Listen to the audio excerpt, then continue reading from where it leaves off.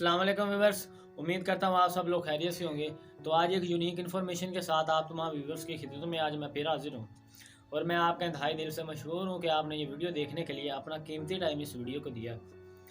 नाज़रीन देखें, जिस बंदे ने इस दुनियादारी की तरफ रजू किया है, इस दुनिया में वो जलील हो चुका है और जिसने अंबिया कराम की बातों पर अमल किया, अल्लाह ताला की ज़ात ने उसे बड़ा मकाम हासिल करवा दिया इस दुनिया में भी और उसकी आखिरत भी संवर गई।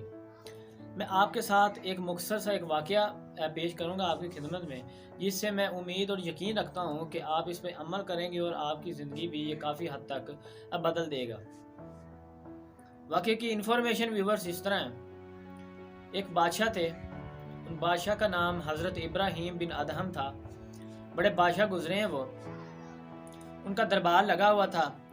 बड़े अरकान, वज़ीर और दौलतमंद अफराद उस महल में, उस दरबार में मौजूद थे। तो ये गुफ्तगू आपस में वो कर रहे थे तो अचानक ही एक आदमी महल के अंदर दाखिल हुआ।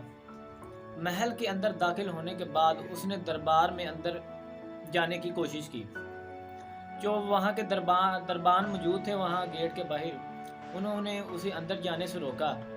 तो उन्होंने कहा, आप अंदर क्यों जाना चाहते हैं और किस वजह से जाना चाहते हैं? उन्होंने कहा कि मैं एक मुसाफिर हूँ, मैं थका हुआ हूँ और मैं यहाँ आराम करना चाहता हूँ।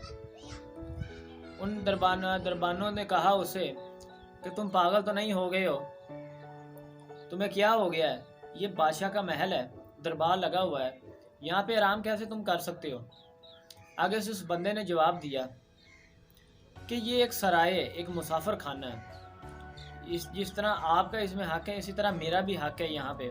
तो मुझे यहाँ आराम करने दे कुछ देर के लिए, उसके बाद मैं यहाँ से चला जाऊँगा। व्यूअर्स, इसी तरह आपस में बहस होती रही वहाँ गेट पर। तो थोड़ी ही देर बाद उस बादशाह की नज़र उस आदमी पर पड़ी कि ये क्या बहस इतनी देर से हो रही है। तो वो दरबान जो थे उस आदमी को पकड़ कर बादशाह के पास लाए और बादशाह से ये गुफ्तगू करते हैं कि ये बंदा कहता है कि ये एक सराय और ये एक मुसाफिर खाना है, मैं यहाँ आराम करना चाहता हूँ, तो मुझे कुछ देर के लिए यहाँ पे आराम करने दें। तो बादशाह उसे कहता है कि तुम्हें क्या हो गया? ये मेरा महल है, यहाँ पे तुम क्यों आराम करना चाहते हो? किस वजह से? क्या मामला है, मुझे पूरी तफसील से बताओ। तो वो बंदे ने उसे आगे से जवाब दिया कि आपसे पहले यहाँ पे कौन मौजूद था? उन्होंने कहा, मेरा यहाँ पे वालिद मौजूद था। उसने कहा, इससे पहले कौन मौजूद था? उन्होंने कहा, मेरा दादा मौजूद था। तो उससे पहले कौन मौजूद था? कि मेरा यहाँ पे परदादा मौजूद था। तो मैं आपको यही समझाना चाहता हूँ कि ये एक सराय, एक मुसाफिर खाना है। जैसे पहले आपका परदादा था, उसके बाद आपका दादा, दादा के बाद वो भी चले गए यहाँ से, इस दुनिया से रुखसत हो गए, वो यहाँ पे नहीं रहे। उसके बाद आपका दादा, दादे के बाद आपके वालिद साहब, वो भी यहाँ से गुजर गए और उसके बाद अब आप हैं और आप भी यहाँ पे सदा नहीं रहेंगे, आप भी यहाँ से चले जाएंगे, दुनिया छोड़ देंगे आपको। इसी का नाम तो सराय और मुसाफिर खाना है, इसी को तो कहते हैं। जैसे ही व्यूवर्स उसने ये बात कही, वो बंदा वहाँ से गायब हो गया। दरअसल वो अल्लाह ताला की तरफ से भेजा गया एक फरिश्ता था जो बादशाह की इस्लाह के लिए वहाँ पे आया था।